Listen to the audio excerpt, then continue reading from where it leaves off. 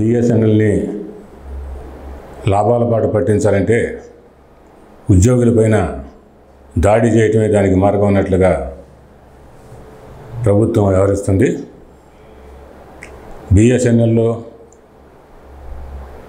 ఇప్పుడు 1,76,000 మంది ఉద్యోగులు ఉన్నారు. ఈ ఉద్యోగుల సంఖ్య చాలా ఎక్కువగా ఉంది కాబట్టి విఆర్ఎస్ ఇచ్చి అందులో 54,000 మందిని ఇంటికి పంపించాలి అని మోడీ గారి ప్రభుత్వం హుటాహుటిన దానికి ఒక ప్రణాళిక తయారు చేయమని చెప్పి డిఓటి అధికారులని బిఎస్ఎన్ఎల్ అధికారులని ఆదేశించింది. అయితే నిజానికి విఆర్ఎస్ అనేది బిఎస్ఎన్ఎల్ని బాగు చేయడానికి పరిష్కారం కాదు. ఒకప్పుడు బిఎస్ఎన్ఎల్లో 2004-05లో ఇప్పటికన్నా 1,00,000 మంది ఎక్కువ ఉద్యోగులు ఉన్నారు. కానీ ఆనాడు 10,000 కోట్ల రూపాయలు లాభం వచ్చింది బిఎస్ఎన్ఎల్కి. అదేవిధంగా బిఎస్ఎన్ఎల్లో 1,76,000 ఉండగా వడాఫోన్ ఐడియాలో ఇటీవల కాలంలో వడాఫోన్ ఐడియా రెండు కలిసిపోయి వడాఫోన్ ఐడియా కంపెనీకి ఏర్పడి ఆ వడాఫోన్ ఐడియా కంపెనీలో 19,000 మంది ఉద్యోగులు మాత్రమే ఉన్నారు. అయినప్పటికీ కూడా వడాఫోన్ ఐడియా కంపెనీకి ఇటీవల కాలంలో నష్టాలు వచ్చినాయి. మరి ఎంటీఎన్ఎల్ దాన్ని బాగు చేస్తామనే పేరుతో గతంలో 2 సార్లు విఆర్ఎస్ అమలు చేశారు. అయినప్పటికీ ఎంటీఎన్ఎల్ నష్టాల్లో ఉంది. అందువలన ఉద్యోగుల సంఖ్య ఇప్పటికన్నా 1,00,000 ఎక్కువ మంది ఉన్నప్పుడు బిఎస్ఎన్ఎల్లో 10,000 కోట్ల లాభం వచ్చింది. ఉద్యోగుల సంఖ్య అతి తక్కువగా ఉండి కస్టమర్స్ ఎక్కువగా ఉన్నటువంటి వడాఫోన్ ఐడియాలో నష్టాలు వచ్చినాయి. మరి ఎంటీఎన్ఎల్లో విఆర్ఎస్ ఇస్తే బాగుపడుద్దని చెప్పి 2 సార్లు అమలు చేసిన దాని నష్టాలు నుంచి బయటపడలేదు. అది కొనసాగుతూనే ఉంది. అందువలన విఆర్ఎస్ అనేది పరిష్కారం కాదు. ప్రభుత్వం చెబుతుంది వాలంటరీ రిటైర్మెంట్ అంటే వాలంటరీగా తీసుకునే రిటైర్మెంటు, అందువల్ల నిర్బంధం ఏమీ ఉండదు అని చెబుతుంది. కానీ వాలంటరీ రిటైర్మెంట్ స్కీమ్ వలన 54,000 మంది మరి విఆర్ఎస్ తీసుకోవాలి అని ఎలా ప్రకటిస్తారు? అది వాలంటరీ అయితే ఒక సంఖ్య చెప్పాల్సిన అవసరం లేదు. కానీ 54,000 మంది తగ్గిపోవాలనే పత్తులో ఈ ప్రభుత్వం చెబుతుంది. అయితే 54,000 మందిని విఆర్ఎస్ ఇచ్చి పంపించాలంటే ప్రభుత్వం టెలికాం డిపార్ట్మెంట్లో చేసి బిఎస్ఎన్ఎల్కి వచ్చినటువంటి వాళ్ళకి పెన్షన్ ఇస్తుంది, డీసీఆర్ చేస్తుంది. అది ప్రభుత్వం బాధ్యత. కానీ విఆర్ఎస్ తీసుకునే సందర్భంలో ఈ పెన్షన్కి, డీసీఆర్జీకి దీనికి అదనంగా ఎక్స్గ్రేషియా ఇవ్వాలి. అయితే 54,000 మంది కనుక విఆర్ఎస్ తీసుకుంటే ఎక్స్గ్రేషియా ఖర్చు 6,350 కోట్లు అవుతుంది అని చెప్పి అంచనా వేశారు. అయితే ఈ 6,350 కోట్లు బిఎస్ఎన్ఎల్ ఇవ్వాలి అని అన్నారు. బిఎస్ఎన్ఎల్ దగ్గర డబ్బులు లేవు కాబట్టి ప్రభుత్వ హామీతో బిఎస్ఎన్ఎల్ బాండ్స్ ఫ్లోట్ చేసి ఆ బాండ్స్ని అమ్మడం ద్వారా ఈ 6,350 కోట్లు సంపాదించి విఆర్ఎస్ని అమలు చేయాలని చెప్తున్నారు. అయితే బాండ్స్ కొన్నటువంటి వాళ్ళకి మళ్ళీ తిరిగి చెల్లించాలి కాబట్టి బిఎస్ఎన్ఎల్కి దేశవ్యాప్తంగా మంచి సెంటర్స్లో విస్తీర్ణంగా ఉండేటువంటి ఖాళీ స్థలాలు ఉన్నాయి. అయితే ఆ ఖాళీ స్థలాలు మొత్తం బిఎస్ఎన్ఎల్కి ట్రాన్స్ఫర్ చేసే ఉన్నారు. కానీ డిఓటి ఖర్చు పెట్టి ఖాళీ స్థలాన్ని రిజిస్టర్ చేయాలి బిఎస్ఎన్ఎల్ పేర. కానీ ఆ పని ఇంకా పూర్తిగా చేయలేదు. అయితే ఈ ఖాళీ స్థలాల్ని మా పేరుతో రిజిస్టర్ చేస్తే దాన్ని లీజ్కి ఇవ్వడం ద్వారా సంవత్సరానికి 10,000 కోట్ల ఆదాయం సంపాదిస్తామని చెప్పి బిఎస్ఎన్ఎల్ ప్రతిపాదించింది. కానీ దానికి టెలికాం డిపార్ట్మెంట్ అంగీకరించట్లేదు. ఈరోజు టెలికాం డిపార్ట్మెంట్ కానీ ప్రధానమంత్రి గారి కార్యాలయం కానీ చెప్పేది ఏంటంటే ఖాళీ స్థలాలు అమ్మకం ద్వారా వచ్చే సొమ్ము అంతా కూడా ఫైనల్గా విఆర్ఎస్ తీసుకునే వాళ్ళకి ఇచ్చేందుకు ఉపయోగించండి, అప్పులు తీర్చేందుకు ఉపయోగించండి అని చెబుతున్నారు. కానీ ఉద్యోగులందరూ విఆర్ఎస్ లేకుండా కొనసాగితే ఈ 10,000 కోట్లు ఖాళీ స్థలాలు వినియోగించిన ద్వారా వచ్చిన ఆదాయాన్ని కనుక బిఎస్ఎన్ఎల్ డెవలప్మెంట్కి వాడితే తప్పనిసరిగా బిఎస్ఎన్ఎల్ ముందుకు పోయే అవకాశం ఉంటుంది. ఇంతేకాకుండా చాలా విచిత్రమైన విషయం ఏంటంటే ఈనాడు టెలికాం రంగంలో 4 ప్రధాన కంపెనీలు మిగిలినాయి. రిలయన్స్ జియో కొత్తగా వచ్చింది. అయినప్పటికీ వాళ్ళకి 2.5 సంవత్సరాల్లో 30 కోట్ల వినియోగదారులు వచ్చారు అనేక అక్రమమైన పద్ధతుల్లో. ఎయిర్టెల్ ఒకటి ఉన్నది, వడాఫోన్ ఐడియా ఉంది. ఇక 4వది ప్రభుత్వ రంగ సంస్థ బిఎస్ఎన్ఎల్ ఉన్నది. మిగతా 3 ప్రైవేట్ కంపెనీలకి 4G స్పెక్ట్రంతో అవి నడుస్తున్నాయి. కానీ బిఎస్ఎన్ఎల్ మేనేజ్మెంటు 4G స్పెక్ట్రమ్ వాడటానికి అవసరమైనటువంటి ఎక్విప్మెంట్ కొనది. గవర్నమెంట్ చెప్పింది మీరు ఎక్విప్మెంట్ కొనండి, మేము ఇస్తాం 4G స్పెక్ట్రమ్ అని. కానీ 4G స్పెక్ట్రమ్ ఇస్తామని పార్లమెంట్లో మంత్రి గారు చెప్పినా కూడా, అది చెప్పి సంవత్సరం పైన అయినా కూడా ఇంతవరకు బిఎస్ఎన్ఎల్కి 4G స్పెక్ట్రమ్ ఇవ్వలేదు. ఇప్పుడు ఆ 4G స్పెక్ట్రమ్ ఇస్తామని చెప్తూనే చాలా ఆలోచన చేస్తున్నారు. అందువల్ల బిఎస్ఎన్ఎల్కి వెంటనే 4G స్పెక్ట్రమ్ ఇవ్వాలని మేము డిమాండ్ చేస్తున్నాం. మిగతా ప్రైవేటు కంపెనీలు 4Gతో నడుస్తున్నప్పుడు మరి ప్రభుత్వ రంగ కంపెనీకి 4G ఇవ్వకపోవడానికి కారణం ఏంటి? 2012-10లో 4G స్పెక్ట్రమ్ రిలయన్స్ జియో కొన్నది. అయితే ఆ పేరుతో కొనలేదు. ఇన్ఫోటెల్ అనే 2 కోట్ల విలువ కలిగిన కంపెనీ తోటి 13,000 కోట్ల విలువ కలిగిన 4G స్పెక్ట్రమ్ కొనిపించారు. ఆ కంపెనీని వెంటనే రిలయన్స్ జియో స్వాధీనం చేసుకున్నది. అయితే అది 2 కోట్ల విలువ కలిగిన కంపెనీ 13,000 కోట్ల విలువ కలిగిన 4G స్పెక్ట్రమ్ ఏ విధంగా కొన్నది అని చెప్పి ఎవరు అడగల అధికారులు. మంత్రి గారు కూడా పట్టించుకోలే ఆ రోజు. వెంటనే ఆ ఇన్ఫోటెల్ కంపెనీని రిలయన్స్ జియో కొన్నది. అంటే అక్రమంగా అది 4G స్పెక్ట్రమ్ సంపాదించింది. ఇంతేకాకుండా ఆ ఇన్ఫోటెల్కి ఒరిజినల్ లైసెన్స్ ఇంటర్నెట్ సేవలకు మాత్రమే దానికి లైసెన్స్ ఇచ్చారు. కానీ రిలయన్స్ జియో దాన్ని కొన్న తర్వాత ఇంటర్నెట్ సేవలతో పాటు వాయిస్ కాల్స్ ఇవ్వడానికి కూడా అనుమతించారు. ఇది కూడా ఒక అక్రమం. ఈ విధంగా అనేక అక్రమ పద్ధతుల్లో రిలయన్స్ జియో రంగంలోకి వచ్చింది. 2016 సెప్టెంబర్ నుంచి సర్వీసులు ప్రారంభించింది.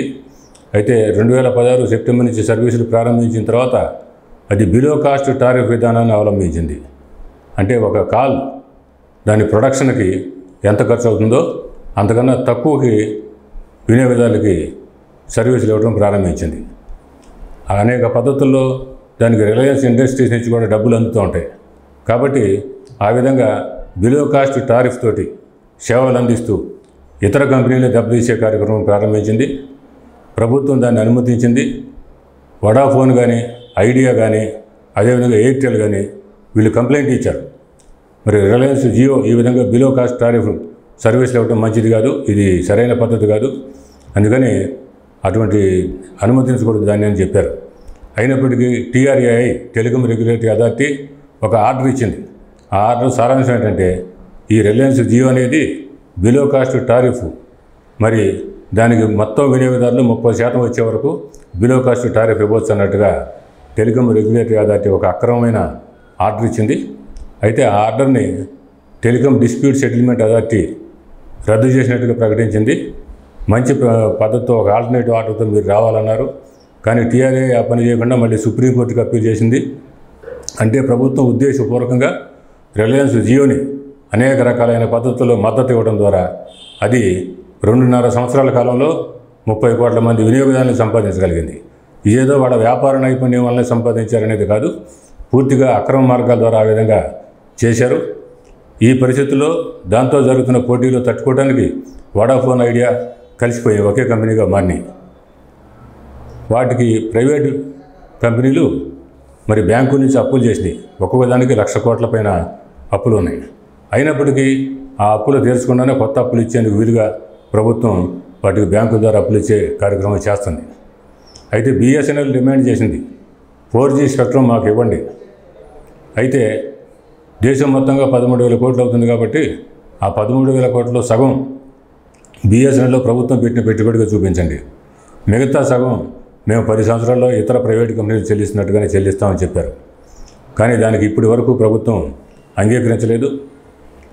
అందుకని ఖాళీ స్థలాలు వినియోగించడం ద్వారా వచ్చిన డబ్బుతోటి VRS అమలు చేయమని, అదేవిధంగా అప్పులు తీర్చమని చెబుతున్నారు తప్ప దాంతో మరి సర్వీసులు అభివృద్ధి చెందడానికి కావాల్సిన పెట్టుబడిగా దాన్ని చూపాలి, వాడుకోవాలని చెప్పడం లేదు. ఉద్యోగులకి 1/1/2015 నుంచి ఇవ్వాలని పెరగాల్సిన పే రివిజన్ కూడా జరగలేదు. అందుకని ఈ VRSని మేము వ్యతిరేకిస్తున్నాం.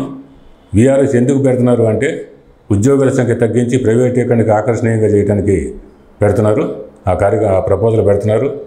మరి ఈ విధంగా ఉంటే భవిష్యత్తులో ప్రైవేటీకరణ కార్యక్రమం పెద్ద ఎత్తున అమలు చేయాలని చూస్తున్నారు.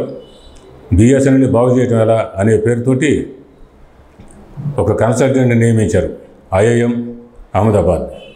అయితే IIM అహ్మదాబాద్ ఇచ్చిన సిఫార్సుల్లో బిఎస్ఎన్ఎల్ని ఉద్యోగుల సంఖ్య భారీగా తగ్గించాలని, 58 సంవత్సరాలకి రిటైర్ చేయాలని, VRS కూడా ఇవ్వాలని, ఆ విధంగా ఒక 70-80 వేల ఉద్యోగుల్ని తగ్గించాలని సిఫార్సు చేసింది. ఇంతేకాక బిఎస్ఎన్ఎల్ ముక్కలుగా చేయాలని చెప్పింది. ఇప్పుడు టవర్ కంపెనీ అని ఒకటి పెట్టారు, కానీ అది నడవట్లా. అయితే ఆ టవర్ కంపెనీకి బిఎస్ఎన్ఎల్కి ఉన్నటువంటి 65,000 టవర్స్ని వెంటనే బదిలీ చేయాలని, అంటే దాని నిర్వహణలోకి ఈ టవర్స్ని అప్పగించాలని. అదేవిధంగా మరి ఆప్టిక్ ఫైబర్ కేబుల్ దేశంలో ఎవరికి లేనంతగా బిఎస్ఎన్ఎల్కి ఉన్నది. 7,50,000 route kilometres optic fibre cable బిఎస్ఎన్ఎల్కి ఉన్నది. రిలయన్స్ జియోకి 3,50,000 మాత్రమే ఉన్నది. అయితే ఈ ఆప్టిక్ ఫైబర్ కేబుల్ని కూడా టవర్ కంపెనీకి బదిలీ చేసి దాన్ని కాలక్రమంలో ఇంకా 2-3 సంవత్సరాల తర్వాత ఒక విడిగా ఒక కంపెనీగా తయారు చేసి దాన్ని కూడా ప్రైవేట్ పరం చేయాలనే విధంగా సిఫార్సు చేస్తుంది. ఇంతేకాకుండా ప్రభుత్వం కొన్ని పనుల్ని బిఎస్ఎన్ఎల్కి అప్పచెబుతుంది. నక్సలైట్ ఇన్ఫ్లుయెన్స్ ఉన్నటువంటి ప్రాంతాల్లో టవర్స్ ఏర్పాటు చేయటం. అదేవిధంగా ఇప్పుడు మిలిటరీ స్పెక్ట్రమ్ని వాడుతుంది. ఆ స్పెక్ట్రమ్ నుంచి మిలిటరీ నుంచి తీసుకొని డిఓటీకి ఇచ్చి దాన్ని టెలికాం కంపెనీలకు ఇవ్వాలి. అయితే ఆ పని చేసేందుకు వీలుగా మిలిటరీకి వాళ్ళకున్న స్థావరాలు మొత్తం కవర్ చేసే విధంగా ఆప్టిక్ ఫైబర్ కేబుల్ వేసే పని బిఎస్ఎన్ఎల్కి అప్పచెప్పారు. ఇవన్నీ ప్రాజెక్ట్ వర్క్స్ అంటారు. అయితే ఈ ప్రాజెక్ట్స్ వర్క్ చేయడానికి కూడా ఆ టవర్ కంపెనీకి అప్పగించి సపరేట్ విభాగంగా పెట్టి కాలక్రమంలో కొద్ది కాలంలో దాన్ని ప్రైవేట్ పరం చేయాలన్నారు. ఇంకా విచిత్రమైన విషయం ఏంటంటే బిఎస్ఎన్ఎల్కి లాభాలు వచ్చిన తర్వాత దాన్ని ప్రైవేట్ పరం చేయాలని చెప్పి ఈ సిఫార్సు చేయడం జరిగింది ఐఎం అహ్మదాబాద్ అనే కన్సల్టెంట్. కాబట్టి ఇది ఫైనల్గా ఏంటంటే ఉద్యోగులను తగ్గించడం అనేది వీఆర్ఎస్ పేరుతో ఉద్యోగుల సంఖ్యను తగ్గించి సంస్థని ముక్కలు చేసి ప్రైవేటు పరం చేసే పద్ధతిలో చేస్తున్నారు. బిఎస్ఎన్ఎల్ కనుక మరి అది ప్రభుత్వ రంగ సంస్థగా ఉనికిలో లేకపోతే టెలికాం సేవల రేట్లు ఈ ప్రైవేటు కంపెనీలు 2-3 కూడా కుమ్మక్కై పెంచేటువంటి అవకాశం ఉంది. ఇంతేకాకుండా ఈ రోజున్న పరిస్థితుల్లో ప్రైవేటు కంపెనీలు మొత్తం ఎక్విప్మెంట్ విదేశాల నుంచి దిగుమతి చేసుకుంటున్నారు. దానివల్ల సాఫ్ట్వేర్ కోడ్స్ మనకు తెలియకుండానే పెట్టి ఈ సమాచారాన్ని తెలుసుకునే అవకాశం ఉంది. దాన్ని ఆఫ్ చేసే పరిస్థితి కనపట్ల. అయితే మన దేశంలో తయారైన ఎక్విప్మెంటు ప్రైవేట్ కంపెనీలు కొనక్కర్లేదు, బిఎస్ఎన్ఎల్ ఎంటీఎన్ఎల్ కొనాలి. 30% వాళ్ళు కొనుగోలు చేసే ఎక్విప్మెంట్లో 30% మన దేశంలో తయారు చేసే ఎక్విప్మెంట్ కొనాలని చెప్పి బిఎస్ఎన్ఎల్ ఎంటీఎన్ఎల్ పైన ఆర్డర్స్ ఇచ్చారు. మంచిదే. కానీ అదే ఆర్డరు రిలయన్స్ జియోపైకి, వడాఫోన్ ఐడియాకి, ఎయిర్టెల్కి మాత్రం ఇవ్వటలా. అదేమంటే ప్రపంచ వాణిజ్య సంస్థ నిబంధనావళి ప్రకారం ప్రైవేటు కంపెనీలు స్వదేశీ దాన్ని కొనక్కర్లేదు. ప్రభుత్వ రంగ సంస్థలు మాత్రం ప్రభుత్వ డిపార్ట్మెంట్లు కానీ ప్రభుత్వ రంగ సంస్థలు అవి మన దేశంలో తయారైన ఎక్విప్మెంట్ కొనొచ్చు అని ఒక ఆర్డర్ ఉంది. అందుకని ప్రభుత్వ రంగ సంస్థలే కొనాలని చెబుతున్నారు. మన బిఎస్ఎన్ఎల్ కానీ ఎంటీఎన్ఎల్ కానీ ఐటీఐ ఇతర మన దేశంలో తయారైన ఎక్విప్మెంట్ 30% కొంటున్నారు. ఆ విధంగా స్వావలంబనకు తోడ్పడుతున్నాయి. కానీ ప్రైవేటు కంపెనీలు ఆ బాధ్యత నెరవేర్చకుండా ప్రతి సంవత్సరం 50,000 కోట్ల రూపాయలు విదేశాలకు చెల్లించడం జరుగుతుంది. కాబట్టి మన విలువైన వనరులు విదేశాలకు వెళ్తున్నాయి. మరి సమాచారానికి భద్రత లేని విధంగా ఈ ఫారిన్ ఎక్విప్మెంట్ వాడటం వల్ల ఇదంతా జరుగుతుంది. అందుకని తప్పనిసరిగా ఈ దేశంలో వినియోగదారులకి ప్రజలకి మెరుగైన సేవలు అందాలంటే ప్రభుత్వ రంగం ఉండాల్సిన అవసరం ఉంది. విశాఖపట్నం హుదూద్ తుఫాను సందర్భంగా బిఎస్ఎన్ఎల్ మాత్రమే పనిచేసింది. వెంటనే సర్వీసులు రిస్టోర్ చేసింది కూడా బిఎస్ఎన్ఎల్ఏ. ఎప్పుడు ప్రకృతి వైపరీత్యం జరిగినా బిఎస్ఎన్ఎల్ఏ ఈ సర్వీసులు రిస్టోర్ చేస్తుంది అందరికన్నా ముందు అనేది అందరూ అంగీకరించిన వాస్తవం. అందుకని బిఎస్ఎన్ఎల్ ప్రభుత్వ రంగ సంస్థగా కొనసాగాల్సిన అవసరం ఉంది అని చెప్పి మరి నేషనల్ టెలికాం పాలసీ 2012లో అంగీకరించారు. అదేవిధంగా 14th ఫైనాన్స్ కమిషన్ కూడా బిఎస్ఎన్ఎల్ని ప్రాధాన్యత గల ప్రభుత్వ రంగ సంస్థగా గుర్తించింది. దేశ ప్రయోజనాల రీత్యా ప్రాధాన్యత ఉన్నటువంటి బిఎస్ఎన్ఎల్ ఎంటీఎన్ఎల్ని కాపాడాలని, ఈ 2 సంస్థలకు కూడా 4G స్పెక్ట్రమ్ వెంటనే ప్రభుత్వం ఇవ్వాలని, అదేవిధంగా ఈ 2 సంస్థలకి విలువైన ఖాళీ స్థలాలు ఉన్నాయి. ఆ ఖాళీ స్థలాల్ని వాళ్ళకి అనువైన పద్ధతిలో వాడుకునే విధంగా బిఎస్ఎన్ఎల్ ఎంటీఎన్ఎల్కి అనుమతి ఇవ్వాలని, మరి దాంతోపాటు ఇప్పటికే ఎక్విప్మెంట్ కొన్నది ప్రభుత్వం పార్లమెంట్లో ఇచ్చిన హామీ ప్రకారం 4G స్పెక్ట్రమ్ ఇస్తారనే ఉద్దేశంతో బిఎస్ఎన్ఎల్ అందుకు తగిన ఎక్విప్మెంట్ కొన్నది. ఇక స్పెక్ట్రమ్ రావాలి, అందుకని వెంటనే 4G స్పెక్ట్రమ్ ఇవ్వాలని చెప్పి, ఇదే విధంగా మరి ఇంకో 2 సంవత్సరాల కల్లా మళ్ళీ 5G కూడా దేశంలో రాబోతుంది. అందుకని ప్రభుత్వ రంగ సంస్థకి ఈ స్పెక్ట్రమ్ అనేది ఫ్రీగా ఇవ్వాల్సిన అవసరం ఉంది. చైనాలో 3 ప్రభుత్వ రంగ సంస్థలు టెలికాం సర్వీసులు నిర్వహిస్తున్నాయి. వాటికి స్పెక్ట్రమ్ ఫ్రీగా ఇచ్చారు. అయితే మన దేశంలో ప్రైవేటు కంపెనీలు ఉన్నప్పటికీ వాటి యొక్క దూకుడిని వినియోగదారుపైన దాడి జరగకుండా ఉండటానికి, అవి కుమ్మక్కై రేట్లు పెంచకుండా ఉండటానికి ఒక లాభంతో నడిచే ప్రభుత్వ రంగ సంస్థ, పటిష్టవంతమైన ప్రభుత్వ రంగ సంస్థగా బిఎస్ఎన్ఎల్ కొనసాగాల్సిన అవసరం ఉంది. అందువల్ల మేము వీఆర్ఎస్ని వ్యతిరేకిస్తున్నాం బిఎస్ఎన్ఎల్ ఎంప్లాయీస్ యూనియన్గా. అదేవిధంగా బిఎస్ఎన్ఎల్ ఉన్న ఎగ్జిక్యూటివ్స్, నాన్ ఎగ్జిక్యూటివ్స్ అన్ని యూనియన్లు కూడా ఐక్యమై మేము వీఆర్ఎస్కి వ్యతిరేకంగా పోరాడతాం. అదేవిధంగా 4G స్పెక్ట్రమ్ ఇవ్వాలని బిఎస్ఎన్ఎల్కి డిమాండ్ చేస్తున్నాం. ఖాళీ స్థలాలు మరి కమర్షియల్గా వినియోగించుకొని ఆదాయం సంపాదించడానికి బిఎస్ఎన్ఎల్ అనుమతించాలని డిమాండ్ చేస్తున్నాం. అదేవిధంగా బిఎస్ఎన్ఎల్ తనకు అవసరమైన ఎక్విప్మెంట్ అది కొనడానికి వీలుగా తక్కువ వడ్డీకి ప్రభుత్వ హామీతో బ్యాంకులు అప్పులు ఇచ్చి ఏర్పాటు చేయాలని చెప్పి మేము డిమాండ్ చేస్తున్నాం. దేశ ప్రయోజనాల రీత్యా ప్రభుత్వ రంగ సంస్థగా ఆరోగ్యవంతంగా బాగా పటిష్టంగా నడిచే బిఎస్ఎన్ఎల్ ఉండాల్సిన అవసరం ఉంది. కాబట్టి ఉద్యోగులపైన దాడిని విరమించి బిఎస్ఎన్ఎల్ని బాగు చేసేందుకు మా డిమాండ్స్ని అంగీకరించాలని కోరుతున్నాం. అదేవిధంగా 1/1/2017 నుండి ఉద్యోగులకు పే రివిజన్, పెన్షన్ రివిజన్ చేయాలని చెప్పి మేము డిమాండ్ చేస్తున్నాం. మేము చేసే పోరాటానికి అందరూ మద్దతు ఇవ్వాలని కోరుతున్నాం.